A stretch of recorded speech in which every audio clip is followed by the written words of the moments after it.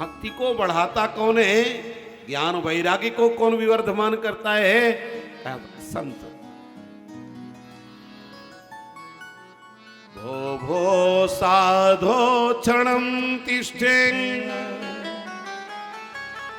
मच्चिन्तामपि नाशय दर्शनं तव लोकस्य सर्वथा हरं परम। अरे साधो थोड़ी देर रुक जाओ, मेरी चिंता को नष्ट किए जाओ, आप कृपा कर दो। देवर्षि नारद जी पूछने लगे, देवी तुम कौन हो? कहां से आई हो? तुम्हारा उद्भव कहां हुआ है? और ये दोनों वृद्ध पुरुष कौन है? काशित्वम का विमोचेम नार्य कहा पद्मलोचन। ये पद्मलोचनाएं नारियां कौन है? भक्ति महारानी ने अपना परिचय देना शुरू किया। अहम भक्तिरिति ख्याता इमो मे तनयो मतौ ज्ञान वैरागी नामानो काल योगेन जर जरो। मेरा नाम भक्ति है। ये दोनों वृद्ध पुरुष ज्ञान वैराग्य मेरे बेटे हैं। ये गंगा इत्यादि नदियां हैं जो मुझे सांत्वना दे रही हैं। देखो, मैं द्रविड़ देश में उत्पन्न हुई, कर्नाटक में बढ़ी, कुछ महाराष्ट्र में भी सेवित हुई, किंतु जैसे ही गुजरात पहुंची सोई पाखंडवादियों ने मुझे समाप्त कर दिया। देखो, भक्ति का अगर ह्रास होता है, भक्ति का अगर पतन होता है तो पाखंड से होता है। भगवान कहते जैसे हो चले आओ, मुझे प्रिय लगोगे, किंतु बंठन करके आओगे तो मुझे प्रिय नहीं है। पाखंड मत करो। इसलिए भगवान के भक्त लोग प्रार्थना करते हैं, नहीं विद्या नहीं बाहुबल नहीं खर्चन को दान, मौसम पतित पतंग के तुम पति राखहु राम। मेरे पास विद्या नहीं है, मेरे पास बल नहीं है, कुछ भी नहीं है। वास्तविकता में धन्य है सीधाम वृंदावन, जहां भक्ति महारानी निरंतर नृत्य करती रहती है। आइए हम सब लोग भी सीधाम वृंदावन की ओर चलते हैं, फिर आगे की कथा कहते हैं। चलो जी सी वृंदावन धाम, रटेंगे राधे राधे नाम, बफे जह कुंज बिहारी, ओढ़ के कामरकारी हो, बफे जह कुंज बिहारी, ओढ़ के कामरकारी। चलो जी प्रिय वृंदावन धाम, रटेंगे राधे राधे नाम, पे जह कुंज बिहारी, ओढ़ के कामरकारी हो, बसे जह कुंज बिहारी, ओढ़ के कामरकारी।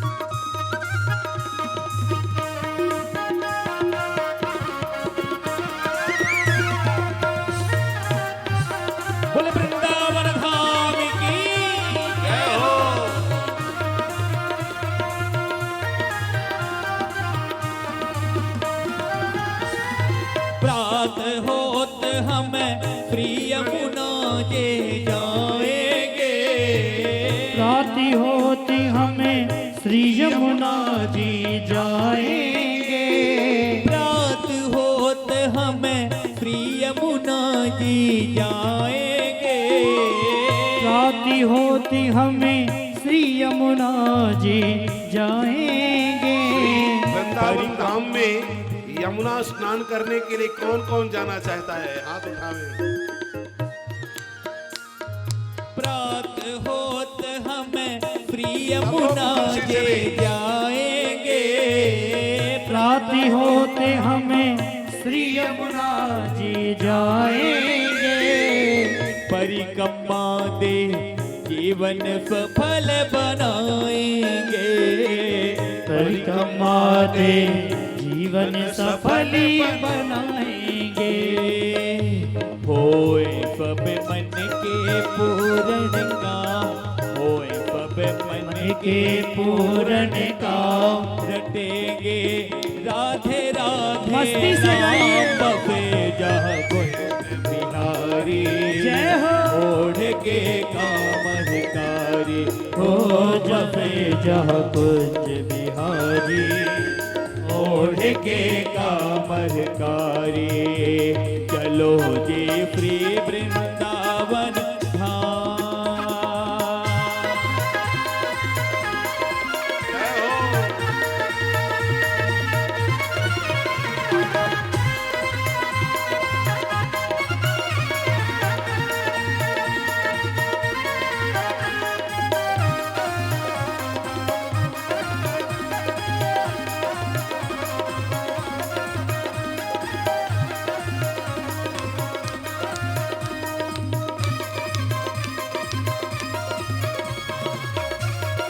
मस्ती के साथ झूमते हुए दोनों हाथ उठा करके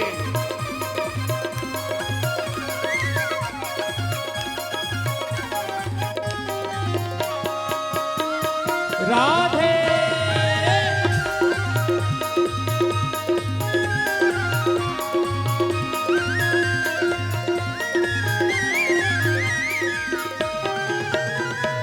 फिर साल में होए एक दिन मंगला है, सिर्फ साल में होए एक दिन मंगला है, फिर साल में होए एक दिन मंगला है, सिर्फ साल में होए एक दिन मंगला है।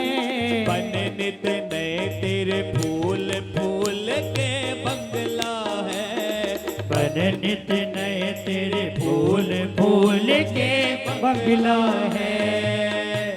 अरे क्यों भटके खामा खा, अरे क्यों भटके खामा खा, रटेंगे राधे राधे नाम बसे जहाँ कुंज बिहारी, ओढ़ के कामरकारी, हो बसे जहाँ कुंज बिहारी, ओढ़ के कामरकारी, चलो जी प्री वृंदावन धाम।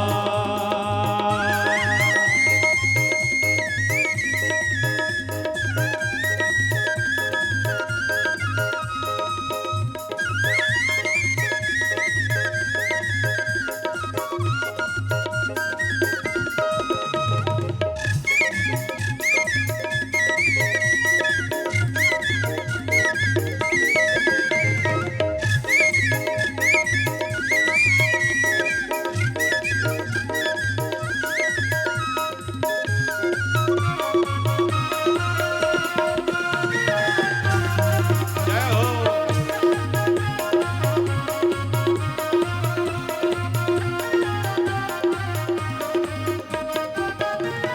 दूर दूर से नर नारी सब आते हैं, दूर दूर से नर नारी सब आते हैं, दूर दूर से नर नारी सब आते हैं, दूर दूर से नर नारी सब आते हैं। अक्षय तेज को तरफ चरण के पाते हैं, अक्षय तीज को दर से चरण के पाते हैं, अक्षय तेज को तरफ चरण के पाते हैं। अक्षय तीज को दरस चरण के पाते हैं। करे फब मन के पूर्ण काम, करे फब मन के पूर्ण काम, रटेंगे राधे राधे नाम बजे जहाँ कुंज बिहारी, ओढ़ के कामरकारी ओ बसे जहाँ कुंज बिहारी, ओढ़ के कामरकारी। चलो जी प्रिय वृंदावन धाम, रटेंगे राधे राधे नाम बसे जहाँ कुंज बिहारी, ओढ़ के कामरकारी ओ बसे जहाँ कुंज बिहारी, ओढ़ के कामरकारी ओ बसे जहाँ कुंज बिहारी, ओढ़ के कामरकारी ओ बसे जहाँ कुंज बिहारी, ओढ़ के कामरकारी, ओढ़ के कामरकारी, ओढ़ के कामरकारी।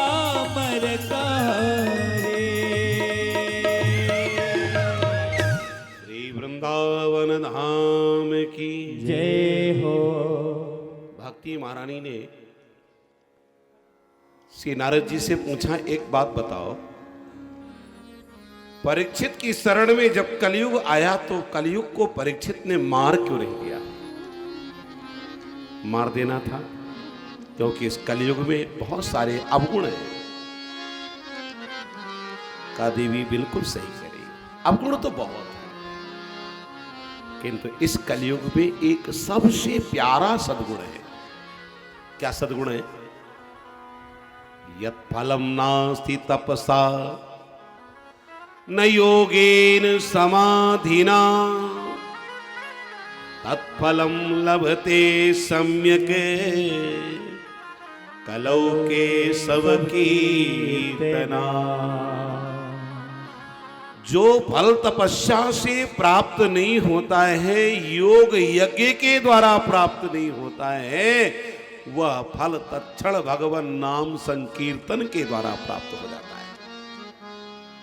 ये कलयुग में सबसे सुंदर सद्गुण है। भक्ति महारानी ने नारद जी के चरणों की बड़ी सुंदर प्रार्थना करी। जयति जगत माया यस्य काया धवस्ते, वचन रचन में कम केवलम चाकलैया। ध्रुव पदमपि यातो यत्कृपातो ध्रुवोऽयं, सकल कुशल पात्रम ब्रह्मपुत्रम नतास्मि। हे नारद जी, आपकी जय हो। आपने कयाधु पुत्र प्रहलाद को अपने वचनों के द्वारा माया से मुक्त कर दिया।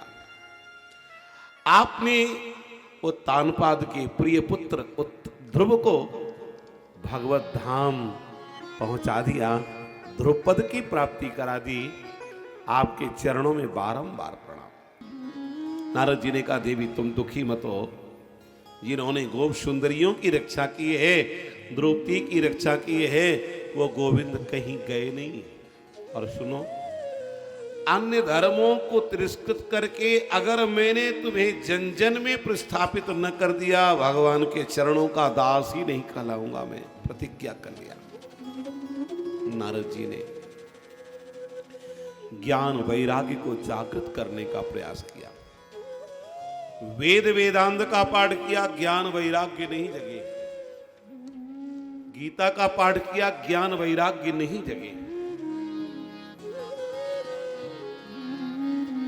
बार बार हिलाया डुलाया, ज्ञान वैराग्य नहीं जगे। भगवान से प्रार्थना किया। भगवान ने कहा, सत्कर्म करो और सत्कर्म का ज्ञान तुम्हें संत बताएंगे। देवर्षि नारद जी सत्कर्म की खोज करने के लिए चले, तो जिस बाबा के आश्रम में पहुंचते सत्कर्म पूछने के लिए, वो मौनी बन जाता। कहीं ऊपर की ओर बाहु करके खड़ा हो जाता। कुछ तो ऐसे थे जो पीछे का दरवाजा खोल करके ही भाग गए कि अंतस्तु पलायिता। एक ही चर्चा है, जब नारद जैसा ब्रह्मज्ञानी सत्कर्म के विषय में नहीं जानता है तो हम सब क्या जाने कि सत्कर्म क्या है। देवर्षि नारद जी जब सनकादिकों के पास पहुंचे, देखो सत्कर्म का ज्ञान वही बताएगा जो सत्कर्म में चलने वाला होगा। हमारे सनक सनंदन सनातन सनत कुमार चारों भाई सत्कर्म में चलने वाले महापुरुष हैं। इसलिए चाहते ही सनकादिकों ने एक ही बात कही, उपायः सुख साधोत्र वर्तते पूर्व एव ही। अरे भैया, उपाय तो सबसे पहले यहीं पर विद्यमान है। पूछा क्या उपाय है? कहते श्रीमद् भागवत महापुराण की पावन कथा। बोलो श्रीमद् भागवत महापुराण की जय हो। जब ज्ञान वैराग्य वेद वेदांत के द्वारा जागृत नहीं हुए तो श्रीमद् भागवत के द्वारा कैसे जागृत हो जाएंगे? आखिरकार भागवत की भी रचना तो वेद वेदांत के द्वारा हुई है ना। कहा महाराज कह तो बिल्कुल सही रहे हो, पर एक बात बताओ, किसी ने आम के फल को पाया तो विचार किया, भाई आम का फल इतना मीठा है तो वृक्ष कितना मीठा होगा। तो आम के वृक्ष की टहनी तोड़ी और चूसना प्रारंभ किया तो आम के फल का स्वाद वृक्ष में मिलेगा? नहीं मिलेगा। दूध से घी निकलता है और घी से अनेक प्रकार के पकवान बनते हैं, बालूशाही, कलाकंद, इमरती, जलेबी। कोई विचार करे भाई हम घी से पकवान क्यों बनावे, दूध से ही क्यों न बना लेवे, तो क्या दूध से पकवान बन पाएंगे? नहीं पाएंगे। अब महाराज गन्ने के वृक्ष से निकलती है शर्करा, शक्कर। कोई विचार करे कि भाई गन्ने के वृक्ष से शक्कर निकलती है तो हमें मिठाई बनाना है तो हम शक्कर से क्यों बनावे, गन्ने के वृक्ष से बना लेवे। तो क्या गन्ने के वृक्ष से मिठाई बन सकती है? नहीं बन सकती है।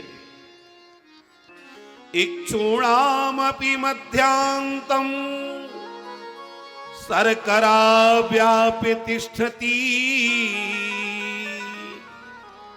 पृथक भूता च सामिष्ठा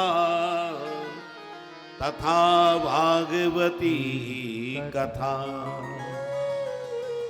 जैसे आम के वृक्ष से आम के फल का स्वाद नहीं मिल सकता है, गन्ने से मिठाई नहीं बन सकती है, दूध से पकवान नहीं बन सकते हैं, इसी तरह श्रीमद् भागवत के द्वारा ही कल्याण होगा, अन्य वेद पुराणों से नहीं हो सकता है।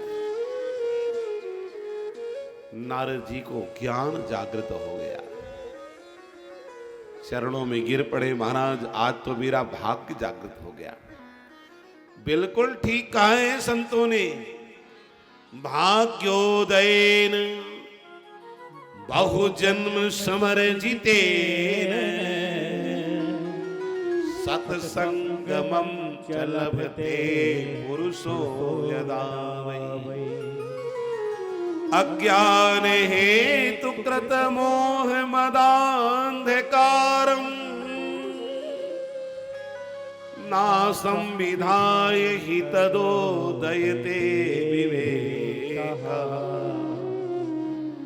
अनंत जन्मों के पुण्य जब एक साथ इकट्ठे होते हैं तब कहीं से कहीं ऐसा सुंदर समागम हुआ करता है। बिन सत्संग विवेक न होई, बिन सत्संग विवेक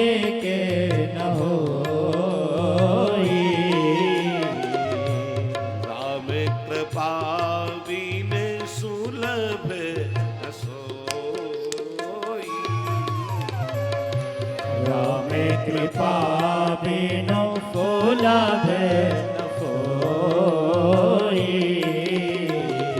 राम कृपा बिन सुलभ न सोई। राम कृपा बिनु सुलभ न सोई। बिना सत्संग के विवेक नहीं, और श्री राम जी की कृपा के बिना सत्संग नहीं। कहते महाराज अब मैं आपके बताए अनुसार ज्ञान यज्ञ करना चाहता हूं। भागवत जी का नाम कौन सा यज्ञ है? ज्ञान यज्ञ है। ये कौन सा यज्ञ हो रहा है? ज्ञान यज्ञ हो रहा है। ज्ञान यज्ञम करिष्यामि सुख शास्त्र कथोज्वलम भक्ति ज्ञान विरागाणा स्थापनार्थ प्रयत्नता। भक्ति ज्ञान और वैराग्य को विवर्धमान करने के लिए मैं प्रयत्न पूर्वक यज्ञ करूंगा। आप हमारे संत वाणी चैनल को सब्सक्राइब करें, वीडियो को लाइक करें, शेयर करें और हाँ, बेल आइकन पर क्लिक करना बिल्कुल ना भूलें ताकि हमारी किसी भी वीडियो की सूचना सबसे पहले आपको मिले।